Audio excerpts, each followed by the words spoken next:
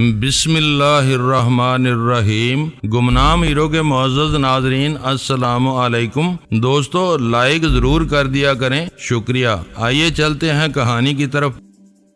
وہ کیمیائی گن امریکی کمانڈوز کے زیر استعمال تھی، کسی بھی لمحے میرے پاس بھی آ سکتی تھی۔ اعصاب کو نکارہ کر دینے والی زہریلی گیس پھینکنے والی وہ بی گن نک کے بیان کے مطابق 2 مواقع پر استعمال کی جا چکی تھی اور اس کے نتائج توقع کے عین مطابق برآمد ہوئے تھے۔ وہ ایک لرزہ خیز انکشاف تھا جو اس میدان میں امریکی منافقت کا مظہر تھا۔ نک نے اپنے کوٹ کی اندرونی جیب میں ہاتھ ڈالا اور سیاہ رنگ کے بھاری پلاسٹک کا ایک مستطیل نما آلہ نال کر میری طرف بڑھا دیا۔ اپنے سائز اور ساخت میں وہ گن ٹیلی ویژن کے ریموٹ کنٹرول سے مشابہ تھی، فرق صرف اتنا تھا کہ اس پر کثرت سے بٹن نہیں لگے ہوئے تھے۔ اس کا نام بی گن تھا، لیکن اس کی بناوٹ میں گن یا ہتھیار کا شائبہ تک نہیں تھا۔ میں نے اسے جیب میں رکھنے کے بجائے الٹ پلٹ کر دیکھنا شروع کر دیا۔ اس پر صرف 2 بڑے بٹن لگے ہوئے تھے، ایک سبز اور دوسرا سرخ رنگ کا تھا۔ اس کے دوسرے سرے پر 3 چھوٹے چھوٹے سوراخ تھے۔ بناوٹ سے ظاہر ہو رہا تھا کہ وہی اس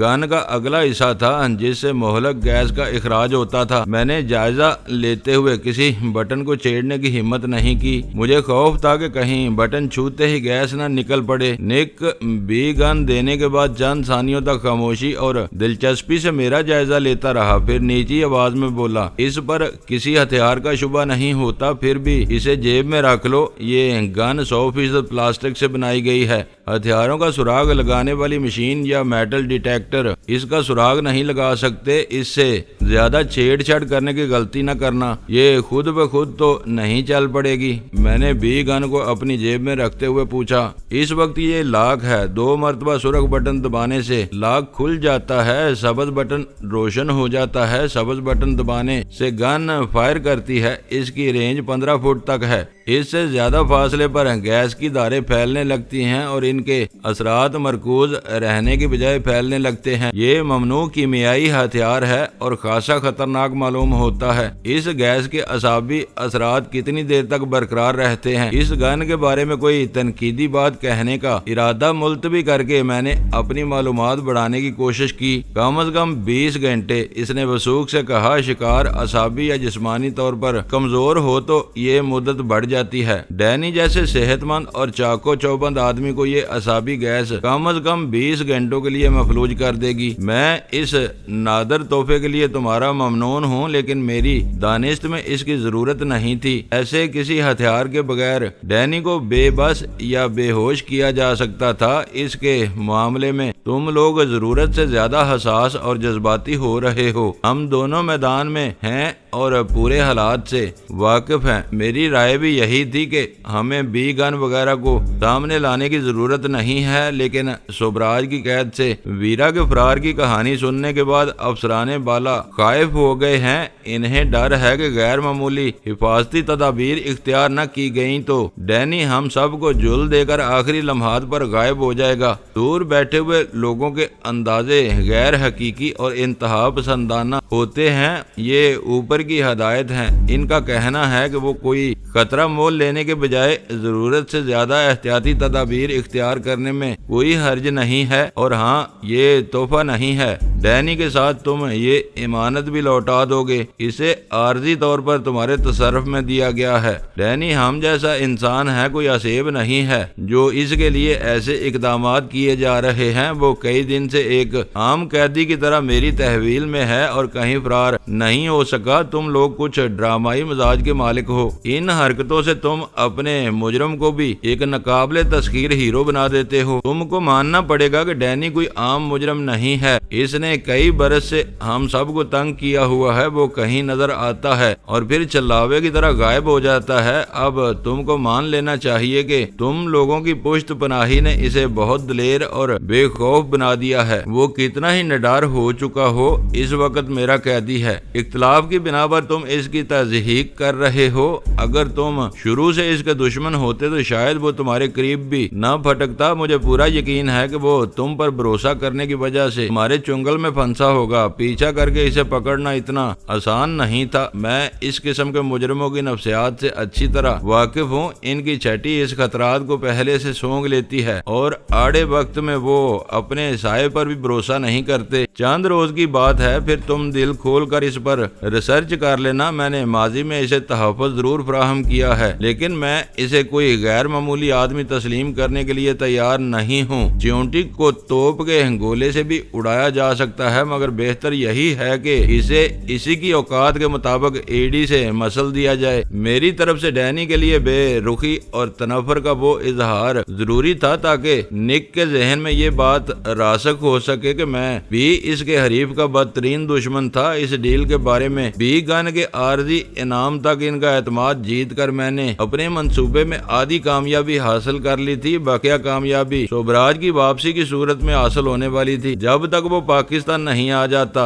निक और कर्नल दावर के दरमियान एतमाद और फाहमत का रिश्ता बहाल रहना नागुज़ीर था। मुझे तुमसे पूरा इत्तफाक है, निक ने मेरी तायद की। मैंने ये बात एडी को भी समझानी चाहिए थी। ईमानदारी की बात यह है कि मैं बी गन जैसा खुफिया हथियार तुम्हारे सुपुर्द करने के हक में नहीं था, लेकिन वो मुसर रहा। वो अमेरिका में जो कुछ तय करके आया था, इसके लिए इस पर अमल करना जरूरी था। ये गैर जरूरी मश्क थी जो बहरहाल अब पूरी हो गई। मैंने सर्द मोहरी से कहा, अब तुम्हें अंदाजा हो गया होगा कि मेरी और तुम्हारी ये मुलाकात क्यों जरूरी थी। मैं फोन पर बी गन तुम तक नहीं पहुंचा सकता था। तुमने गैर जरूरी तजस्सुस अंगेजी से काम लिया। तुमको बता देना चाहिए था कि तुम कोई चीज मुझे देना चाह रहे हो। गन की सुपुर्दगी मशरूत थी। मैं तमाम हुज्जत के तौर पर एक मरतबा फिर ये जानना चाहता था कि तुम हमारे साथ कहाँ तक मुखलस हो। अगर तुम इस वक्त कोई गैर यकीनी या इश्तिबाह अमेज बात करते तो मैं खामोशी से गन वापस ले जाता। तुम्हारे जहन को अच्छी तरह पढ़े बगैर मैं गन का जिक्र नहीं कर सकता था। ये तुम्हारा अपना फैसला होता या इस बारे में भी तुम्हें कोई हदायत दी गई थी। नो, इसने अपना सर हिलाते हुए कहा, ये हमारे अंदरूनी मामलात हैं, तुम्हें इनसे कोई सरोकार नहीं होना चाहिए। इससे पहले तुम कई ऐसी बातों का जिक्र कर चुके हो जो हमारे अंदरूनी मामलात के जिम्मे में आती हैं। तुम ऐसी एक भी मिसाल नहीं दे सकते। मैंने जरूरत के तहत तुमसे सिर्फ वो बातें की हैं जिनका हमसे मुश्तरका तल्लक है। मैंने लम्हा भर के लिए गौर किया और फौरी तौर पर कोई मिसाल मेरे जहन में नहीं आ सकी। इसकी इन ढीली डाली बातों से ये तासर मिलता था कि वो बहक रहा है, लेकिन अंदर हकीकत ऐसा नहीं था। मुझे घेरने के लिए वो दानिस्ता ऐसा अंदाज इख्तियार करता रहा था। इस वक्त तक इसने अपनी जानिब से चुप का कोई जिक्र नहीं किया था। मैंने एक दो मरतबा वो जिक्र निकालने का इरादा किया, मगर फिर मुलतवी कर दिया। मैं निक के साथ पाई हुई मुफाहमाना फजा को किसी भी कीमत पर बिगाड़ना नहीं चाहता था। इब्तदाई तौर पर एडी के कराची में मुख्तसर क़याम के बारे में मेरे जहन में खासे शुकूक व शुबहात थे, जिनमें सबसे कौवी नुक्ता ये था कि इसे कर्नल दावर किरदार पर शुबा हो चुका था और वो मुझसे जाती तौर पर मिलकर किसी हतमी नतीजे पर पहुंचना चाहता था। मगर इस मुलाकात में वो बात साफ हो गई थी। डैनी वाली डील कोई पुरानी बात नहीं थी। कर्नल दावर की तरफ से इस पेशकश बल्कि सही तरीन अल्फाज में निक की तजवीज़ पर कर्नल की रजामंदी की खबर अमेरिका में बैठे हुए आला हकाम के लिए बड़ी हद तक सनसनीखेज और दिल खुश कुन साबित हुई थी और इन्होंने इस मंसूबे की तकमील के मुख्तलिफ पहलुओं पर गौर करना शुरू कर दिया था। वो डैनी के माजी से खौफजदा थे, इसे न जाने क्या कुछ समझते थे। इनकी दानिश्त में डैनी आसानी से जेर होने वाला नहीं था। अपने इस गैर मामूली हरीफ को पूरी एहतियात से अपनी तहवील में लेकर अमेरिका लाने के लिए हर इम्कानी तदबीर का इख्तियार किया जाना जरूरी था। इन्होंने एडी को बी गन के साथ पाकिस्तान रवाना कर दिया। वो कराची में अपने मुख्तसर क़याम के दौरान में वो गन निक के हवाले करता हुआ दिल्ली की तरफ निकल जाता। किसी को कानो कान भी इल्म न होता कि वो लोग कर्नल दावर की तहवील से डैनी के हसूल के लिए क्या तैयारियां कर रहे थे। एडी कराची में रुका तो इसके पास चंद घंटे की मोहलत थी और निक को गन देने के کے بعد بچنے والے وقت کا کوئی مصرف اس کے سامنے نہیں تھا۔ اس نے مجھ سے ملنے کی کوشش کی اور اس میں کامیاب ہو گیا۔ پہلی ملاقات میں اس نے دانستہ گن کا کوئی ذکر نہیں چھیڑا۔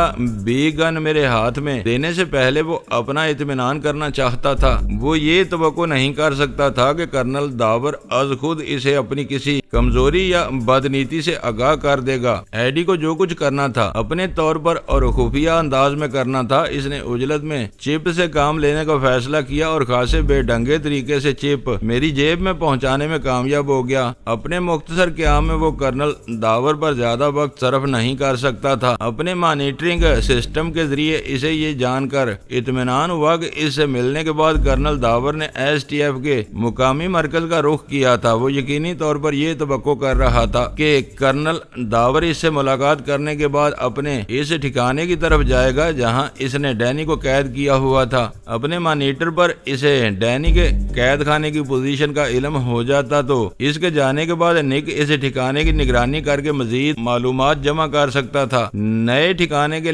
سراغ کے بارے میں اسے مایوسی کا سامنا کرنا پڑا۔ چپ مسلسل اسٹیشن 4 کی نشاندہی کرتی رہی تو ایڈی نے رات گئے دوبارہ مجھ سے رابطہ کیا۔ اس وقت تک تفصیلات میرے سامنے نہیں تھی۔ میں نے سرد مہری کے ساتھ اس سے دوسری ملاقات کرنے سے انکار کر دیا۔ وہ تیزی سے فیصلہ کرنے والا متلون مزاج آدمی تھا۔ کچھ نہیں کہا جا سکتا تھا کہ دوسری ملاقات میں میرے ساتھ کیا حرکت کر بیٹھے۔ وہ معاملہ ٹل گیا۔ نک کے گن مل جانے کے بعد مجھے اندازہ ہو رہا تھا کہ شاید ایڈی اسی فرض سے سبکدوش ہونے کے لیے مجھ سے دوبارہ ملنا چاہ رہا تھا۔ نک کی طرح وہ بھی مجھے پہلے سے کچھ نہیں بتانا چاہتا تھا اور میں اس کی طرف سے بھڑکا ہوا تھا۔ اگر میں رات کو اس سے مل لیتا تو شاید نک کے ساتھ شیریٹن میں ملاقات کی ضرورت پیش نہ آتی۔ ایڈی کے ہاتھوں بی گن مجھے مل گئی ہوتی۔ میرے انکار اور ملاقات کے التوا سے کوئی فرق نہیں پڑا تھا۔ ہونے والے کام میں کچھ تاخیر ہو گئی تھی جس کا مجھے کوئی ملال نہیں تھا۔ میں تمہیں کوئی بات بتانے پر مجبور نہیں کر سکتا، میں نے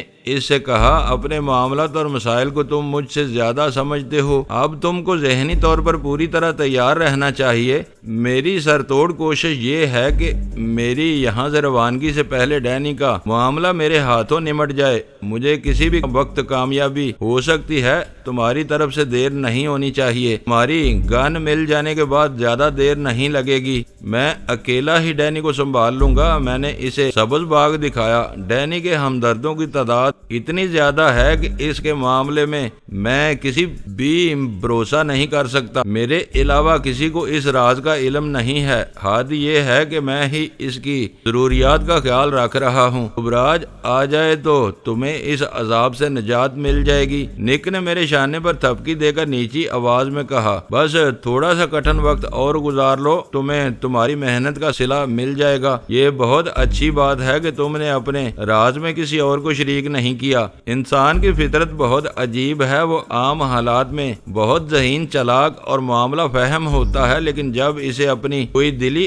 آرزو بار آنے کی امید ہوتی ہے تو وہ بڑی حد تک عقل و شعور کو پسے پشت ڈال کر ہر اس بات پر اعتبار کرنا شروع کر دیتا ہے جو اس کے مفاد میں ہو۔ اپنا مقصد پا لینے کی امید میں وہ بہت بے پرواہی سے منفی نکات کو یکسر نظر انداز کر دیتا ہے اور خوش گمانی کی تصوراتی جنت میں رہنا شروع کر دیتا ہے۔ نک بھی اس وقت کم و بیش اسی کیفیت سے دوچار تھا۔ وہ میری ہر بات پر نکتہ چینی کر سکتا تھا، دو چار اعتراض کر سکتا تھا، لیکن ڈینی کو حاصل کرنے کی خوش فہمی میں اس نے ایسے پہلوؤں کو نظر انداز کیا ہوا تھا۔ وہ میری ہر بات پر یقین کرتا چلا جا رہا تھا۔ میں اسے بیوقوف بنا رہا تھا اور وہ بن رہا تھا۔ اسے سامنے کے حقائق سے سروکار تھا جو اس کی توقعات اور امیدوں کے عین مطابق تھے۔ ان کے پس منظر میں کار فرما عوامل کو اس نے لاشعوری طور پر بلا دیا تھا۔ میں نے کوئی صلہ پانے کی امید میں اسے نہیں پکڑا۔ مجھے اس کی خود سری شاک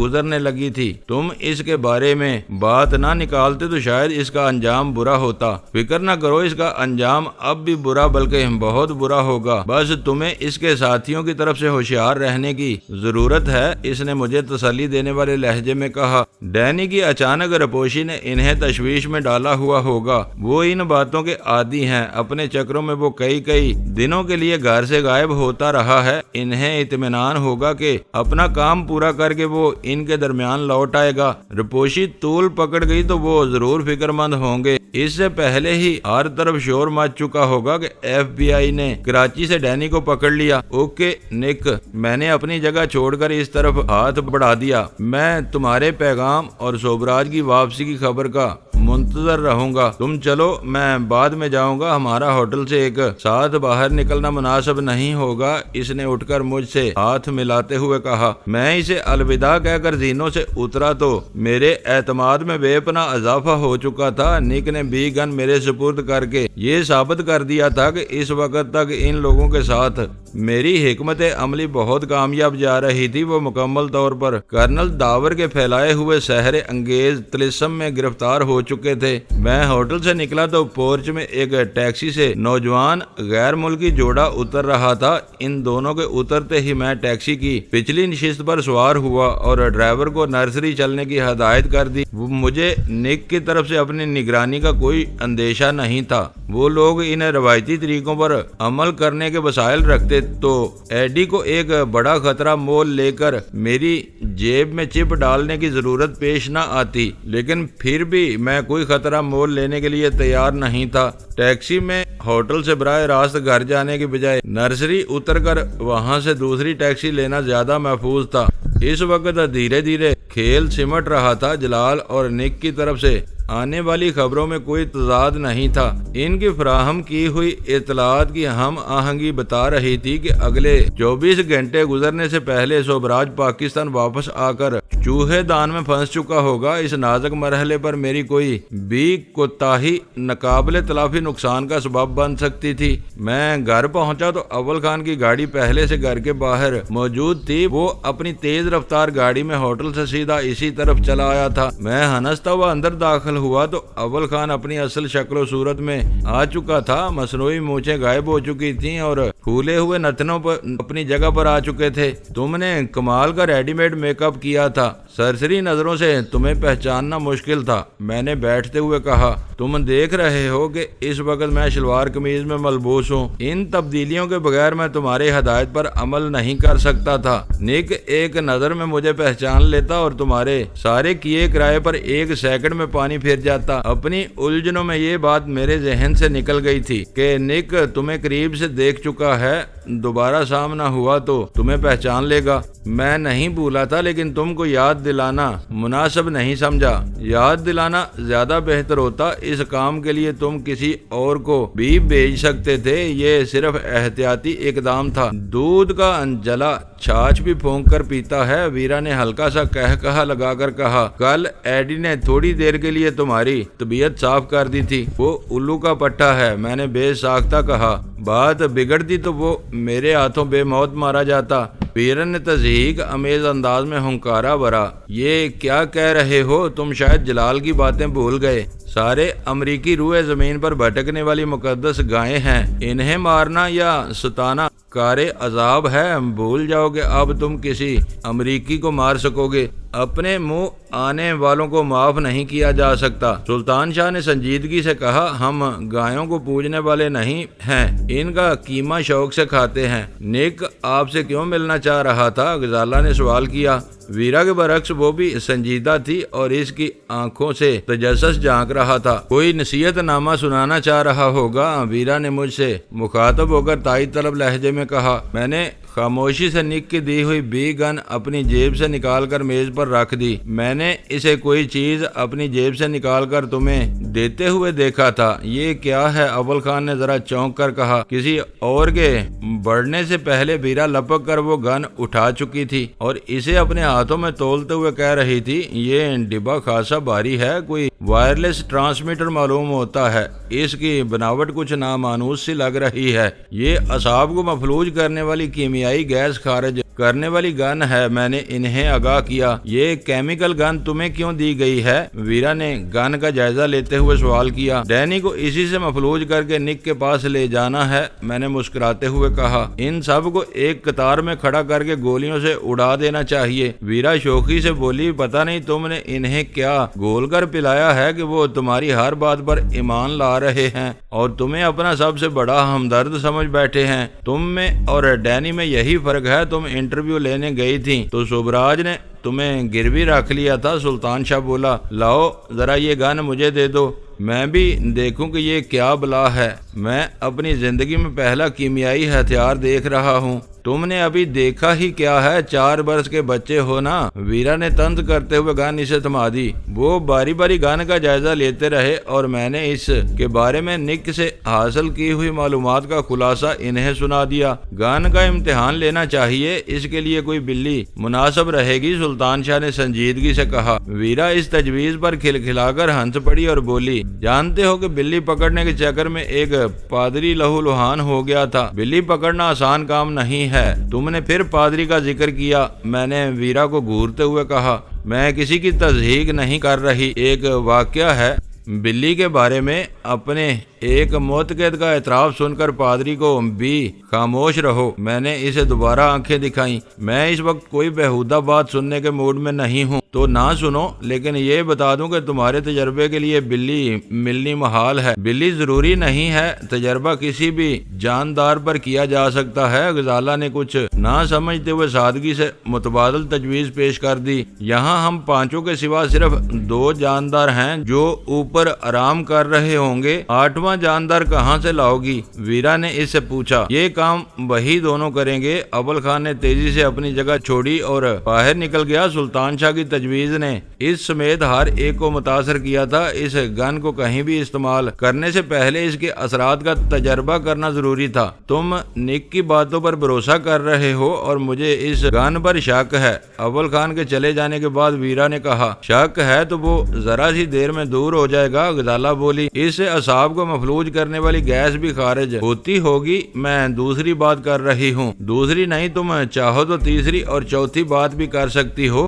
سلطان شاہ نے اس کی بات کاٹ کر کہا، لیکن ذرا جلدی کہو، کیا کہنا چاہتی ہو؟ نک نے اس گن کے خواص بہت بڑھا چڑھا کر بیان کیے ہیں۔ ڈینی کا ذہن ان سے متاثر معلوم ہو رہا ہے۔ ایک جدید ترین ہتھیار سے مجھے متاثر ہونا چاہیے تھا، میں نے کہا۔ تم نے یہ باتیں خاص طور پر دہرائی ہیں کہ یہ بی گن امریکی فوج کے خفیہ ہتھیاروں میں شامل ہے۔ ان کے کمانڈوز نے صرف 2 مہمات میں اسے استعمال کیا ہے۔ تم نے یہ غور کرنے کی زحمت نہیں کی کہ نک کو یہ ساری باتیں تم کو بتانے کا کیا مقصد تھا؟ ہم دونوں کے درمیان دوستی کی فضا استوار ہو چکی ہے۔ اسے جو کچھ معلوم تھا وہ اس نے بتا دیا۔ FBI کا فوج سے کیا واسطہ؟ ایک اہم اور خفیہ ہتھیار کے بارے میں نک کو بیٹھے بٹھائے کہاں سے معلومات حاصل ہو گئیں؟ سراغ رسانی کے اداروں کے اپنے ذرائع ہوتے ہیں۔ اس نے کسی طرح کچھ جان لیا ہوگا۔ اسی وقت اول خان کسی جانور کی فراہمی کے بارے میں اپنے آدمیوں کو ہدایت دے کر لوٹ آیا۔ تم مانو یا نہ مانو، میرا اندازہ ہے کہ کل تک نک کے فرشتوں کو بھی بی گن کے بارے میں کچھ معلوم نہیں تھا۔ اس نے تمہیں وہ سبق سنایا ہے جو ایڈی نے اسے رٹایا تھا۔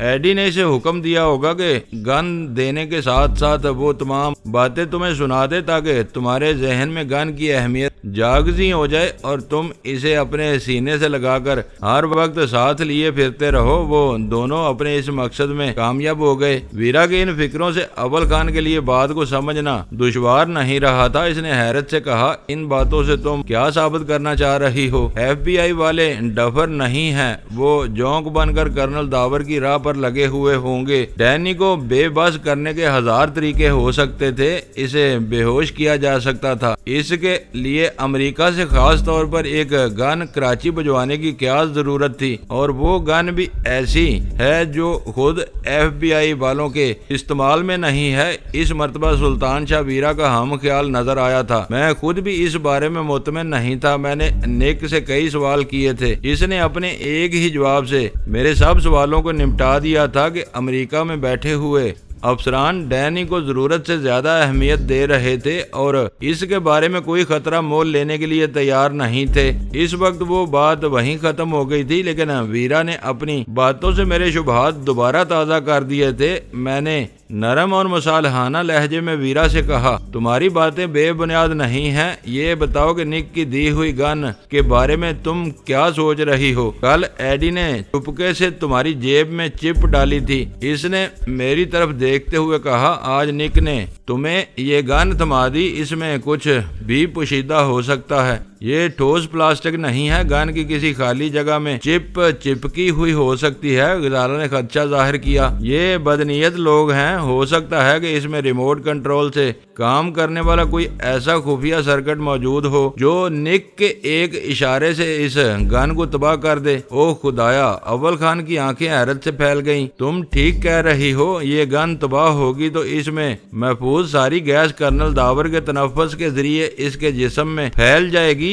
ایسی زہریلی گیسیں زیادہ مقدار میں استعمال کی جائیں تو مہلک ثابت ہوتی ہیں۔ چپ کی موجودگی کا سراغ کیسے ملے گا؟ سلطان شاہ نے پوچھا۔ یہ آسان کام ہے، اول خان نے اسے اطمینان دلایا۔ اسٹیشن 4 پر میرا آدمی اپنے آپریٹس سے چیک کر کے ذرا سی دیر میں اس کا پتہ چلا لے گا۔ وہ آپریٹس آسانی سے الیکٹرانک سگنل کا سراغ لگا لیتا ہے۔ سرکٹ کے بارے میں مجھے معلوم کرنا پڑے گا کہ کیا ہو سکتا ہے۔ آپ اپنی دانست میں انہیں بے وقوف بنا رہے ہیں اور وہ آپ کو گھیرنے کے چکر میں لگے ہوئے ہیں۔ یہ یک طرفہ مقابلہ نہیں ہے، وہ اپنی جگہ پر چکنے ہیں۔ غزالہ پرتشویش لہجے میں بولی، اب وہ ہر صورت میں آپ پر نظر رکھنے کی کوشش کر رہے ہیں۔ میری سمجھ میں نہیں آ رہا کہ اس کشمکش کا کیا انجام ہوگا۔ نک کے ارادے بھیانک نظر آ رہے ہیں۔ ہو سکتا ہے کہ وہ ڈینی کو اپنی تحویل میں لینے کے بعد کرنل داور کو ختم کرنے کا فیصلہ کر چکا ہو۔ ویرا نے بے رحمانہ صاف گوئی سے کام لیتے ہوئے کہا، جب تک ڈینی ان کے ہاتھ میں نہیں آتا کرنل داور محفوظ رہے گا۔ یہ گن تم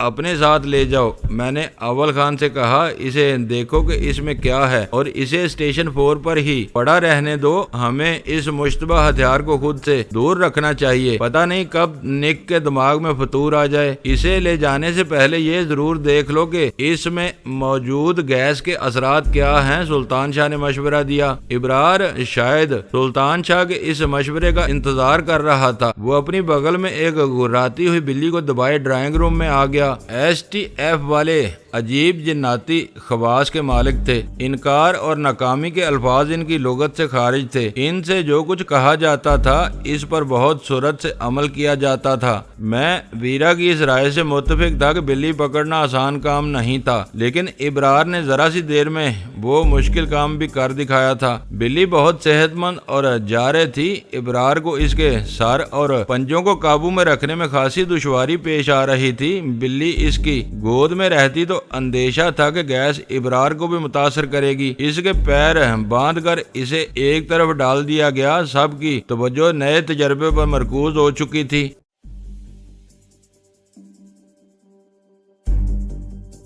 دوستو ویڈیو کو لائک ضرور کر دیا کریں۔ ISI پاک آرمی زندہ باد، پاکستان پائندہ باد۔ معزز ناظرین، اپنا خیال رکھیے گا اور اپنے اس چینل کا بھی شکریہ۔